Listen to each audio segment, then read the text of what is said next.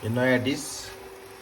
आलुको रोटी रे कसरी बनायो रे मैले त आलुलाई फर्स्टमा उसिने अनि त्यसपछि कोरेसाले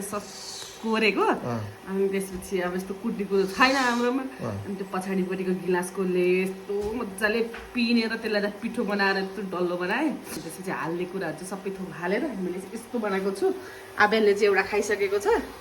उसलाई चाहिँ एकदम धेरै मन परेर अर्को पनि दिसो भनेर आइरह अब यो पाकेपछि को खाने हो थाहा छैन कन्टी सरलाई दिन्छु यो टेस्ट गर्नलाई फर्स्ट टाइम यस्तो कुरा बनाउँदैछ त्यसले यो मिठो छ मिठो हुन्छ नि मिठो छ भन्नुपर्छ हो आबेले खाएको होइन एउटा खाइसक्यो कस्तो छ सोध्छु न कस्तो छ छोरा त्यो आलुको रोटी आलुको रोटी कस्तो लाग्यो छोरालाई मिठो लाग्यो कि लागेन ए ल छोरा त बल खेल्दैमा बिजी भइसिन्छ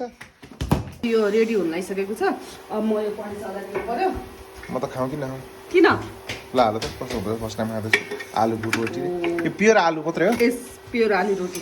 ल खाइसक्यो आलुको रोटी पनि गजब बने आलुको रोटी रे सम्झना भट्टराईले बनाइसक्यो अब म यहाँ खान्छु बेबी एकछिन ल म पहिला टेस्ट गर्छु बाबुको लागि त अर्को बन्दैछ बाबुलाई अर्को बन्दैछ नि त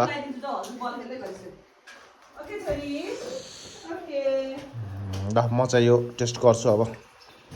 कस्तो रहेछ कस्तो रोटी हो यो आलु रोटी टेस्ट गरिसकेर कस्तो छ पण्डित सर कस्तो छ पुरै आलु हो यो पिठो हाल्यो छैन पुरै आलु रोटी